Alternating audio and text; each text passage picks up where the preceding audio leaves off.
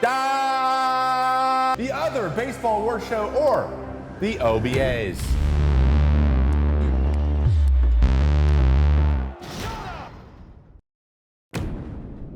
The Metroid Award. We even have Samus in here. I had to throw some nerdy stuff in. The Metroid Award is the catcher that threw out the most hitters. The catcher with a literal cannon for an arm. Samus. Metroid Award. Get it? Get it? Samus. All right. Who led the league in caught stealing as a catcher this year?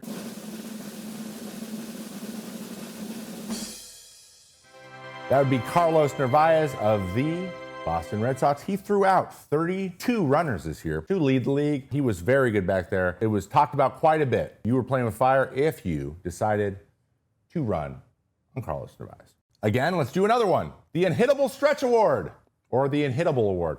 Who was the most unhittable for the longest period of time? This one might be a given. We're gonna hop right into it, but this is something that we need to bring up. This is like a combo show of remembering all the crazy stuff that happened this year, and this one was one of those things. Let's talk about it. It is Aroldis Chapman.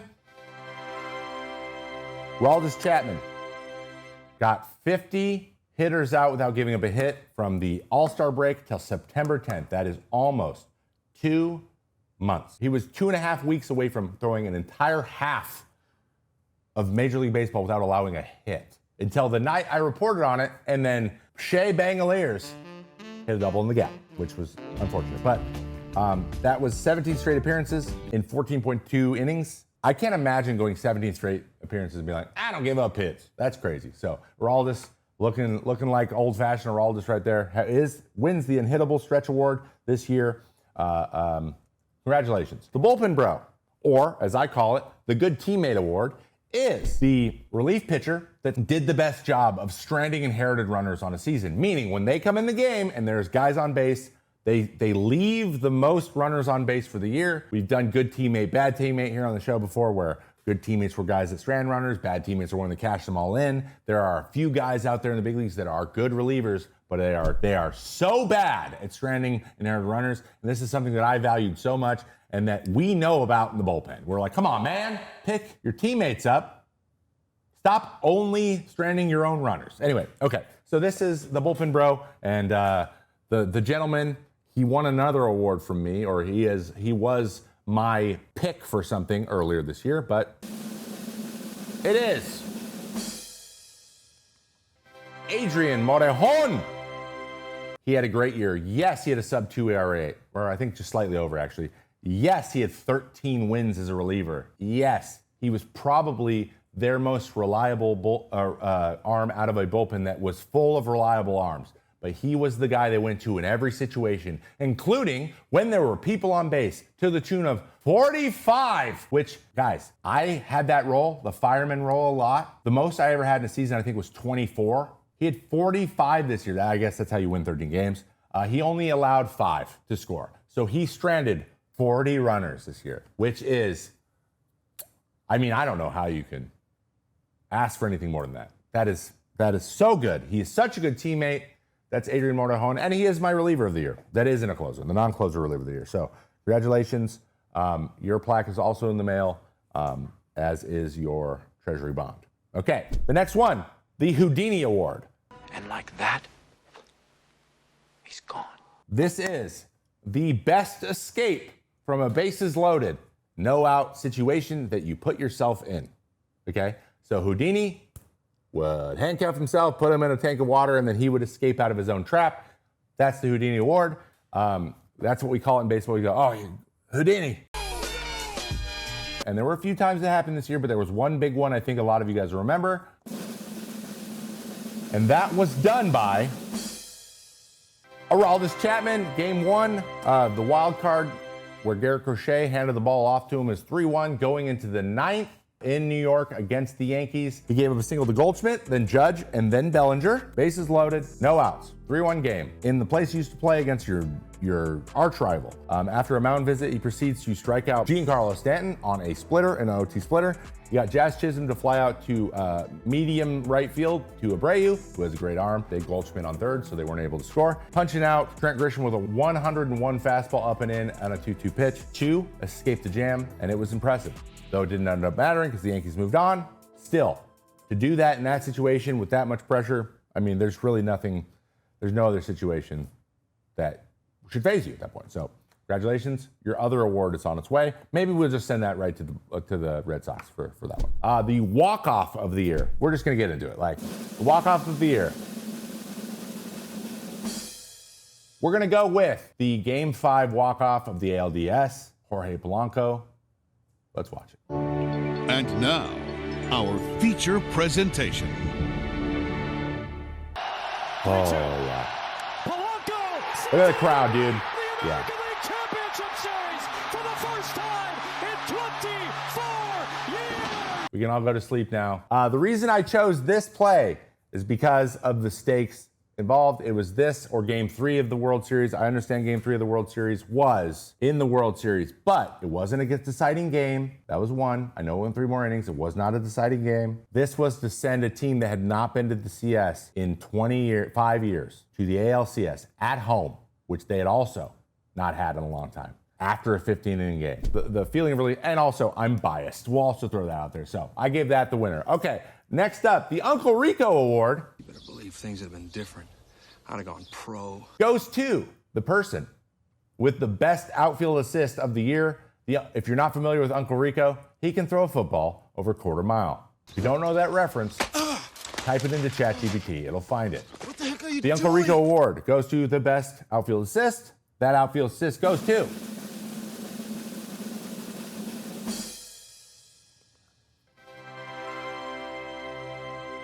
Ronald Acuna Jr. lightly flies over to the right, catches it nonchalantly, and absolutely throws a bullet to third, which is just absolutely insane. Nabbing Jorbit Vivas at third from the Yankees. You couldn't find the velo on this one. I couldn't find any velocity on it, but we do know he owns the record for the hardest throw out of the outfield with 105.8 in 2022. So it doesn't surprise me one bit he did that, but I think everyone was pretty surprised when it happened. He deked him. Uncle Rico would be proud, bro. Uncle Rico could be proud. We are about to move into the community awards, guys. So these are the awards voted on by the people, you, the people. The people who have been here all year on Mayday. I wanted to get your votes and your feedback on 8 of them. This might expand next year, and we will be doing a more robust voting system. But I would love to hear your feedback on these things. Hit me in the comments and in the Discord if you're there. You should be there if you're not. With any other categories you think we should do, or if we should bring in some guests to do some categories, or anything else we can add to the show. I want to make this a real thing, and this is kind of our first go at it. I want to start with wholesome moment of the year because there is a caveat here, okay? So the winner we're going to give this to didn't actually win the vote, but the one that did, I didn't want to do it in an award situation. I wanted to just say something about it and give my thoughts to the person that it was about, because I don't think it was a thing that it should be said in the context of an award show.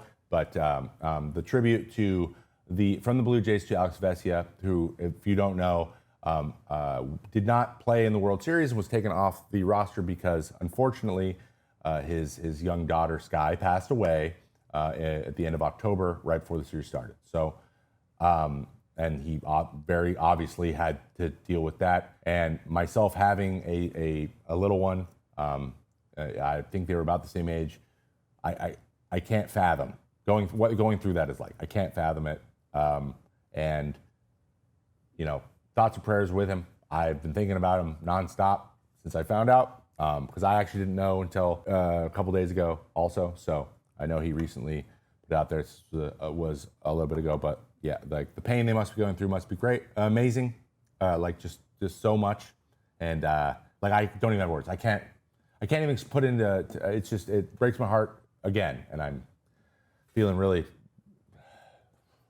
it's hard to talk about. So thinking about him, And I just want to say that before we move on with the rest of the show. Okay, but it said the wholesome moment of the year was, and I think that we can all get behind this. I'm going to pop right into it. It's Clayton Kershaw and his making his final start in Seattle and having Freddie Freeman, the worm himself, come get him, grab it. Clayton's having fun, enjoying it, hugs all around. And I will give all the credit in the world to Clayton Kershaw and his amazing career, his awesome kids and family. God, they're so wholesome too. And he did in Seattle, and he walked off, and then the Seattle crowd gave him quite the ovation. And we even got a Ben Roordvelt appearance. I know Ben, so congratulations to Kershaw. We got the overhead view. It's pretty awesome. Pretty awesome. Great standing O in a place that he did not pitch very often. And just reminds me of that time I got my standing O and I came off after my last pitch. For those interested, the team here at Trevor May Media will be simulating Trevor May's last appearance in a real stadium to give Trevor the confidence he needs to throw 100 again. The requirement is a 25-minute standing O for the big man. Whatever, I'm not Clayton Kershaw. All right, moving on. Baseball Creator of the Year. Now, this isn't a player.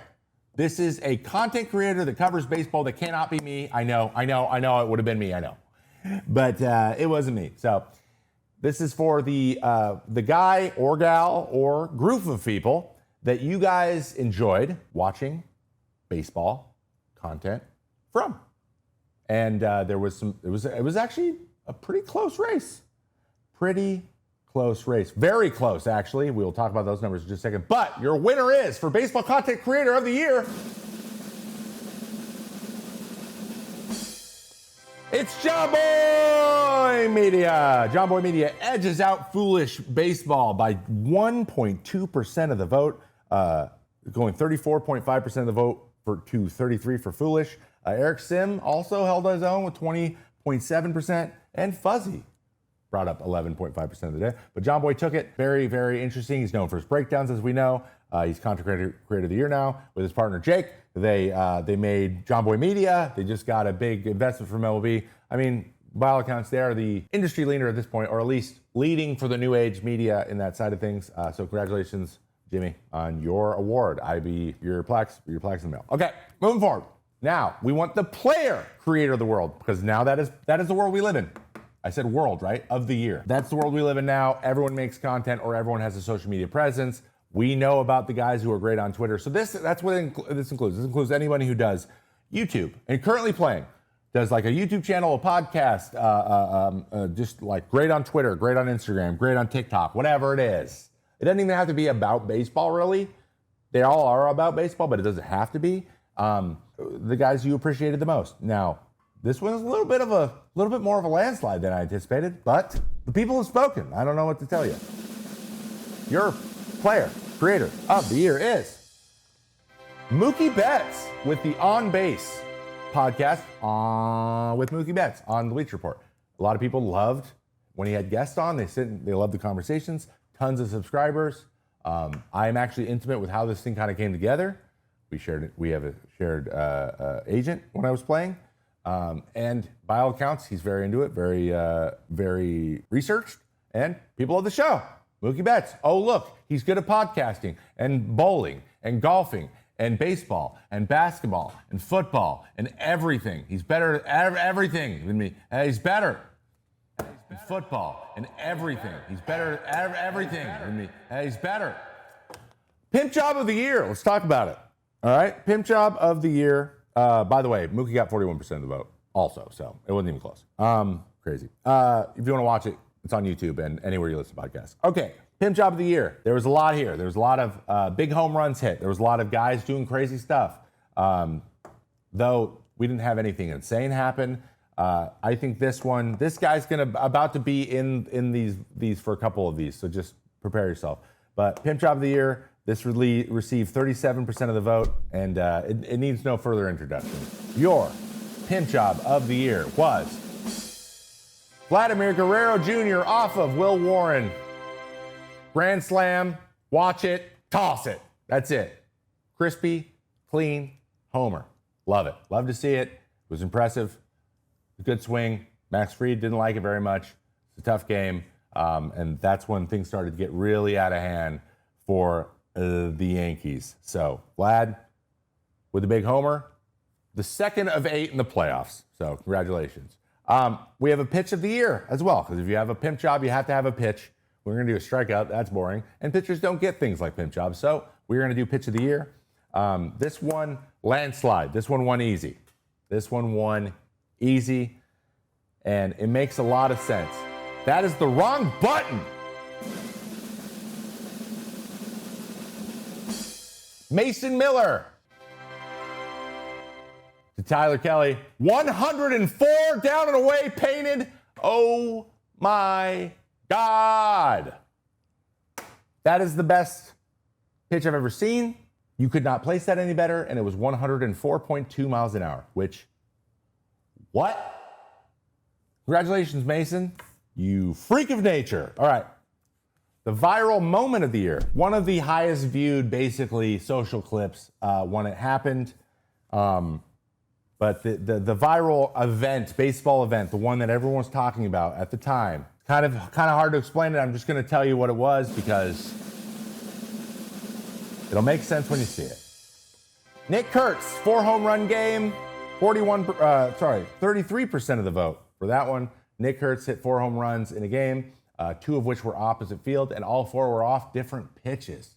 For your reigning Rookie of the Year, that was just slight work, but he went 6 for 6. One of the greatest baseball hitting performances in history.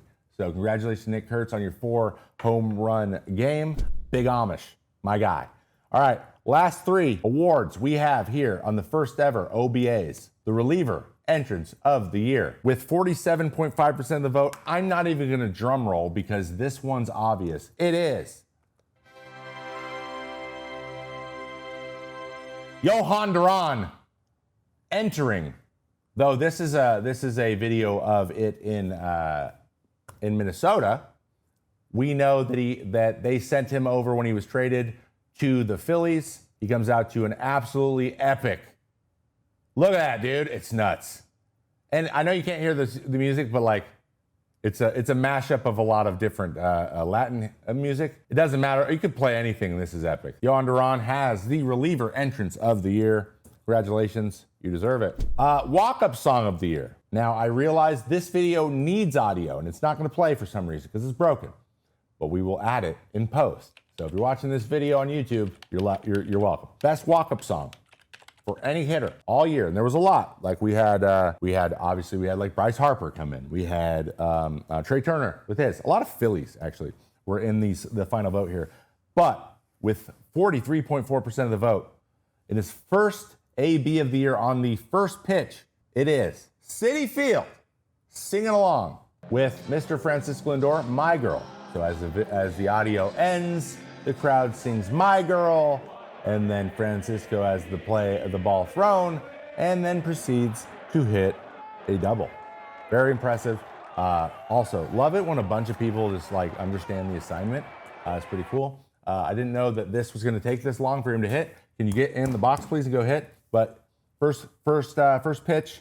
Everyone's very, very excited for it, as you can see. My Girl. And for our final award in the first ever OBAs, we have the meme of the year. And boy, oh boy, I love that we all chose this one. This one won pretty handily. Actually, probably the most handily of anything with over 53% of the vote. We have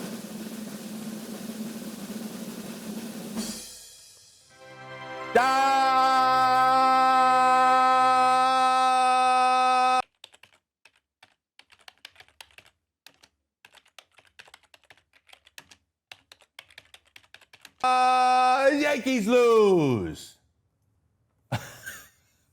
The Yankees lose. Number 1, best meme of the year. Also, the best part is A-Rod doing that and Jeter being very uncomfortable. I enjoyed it.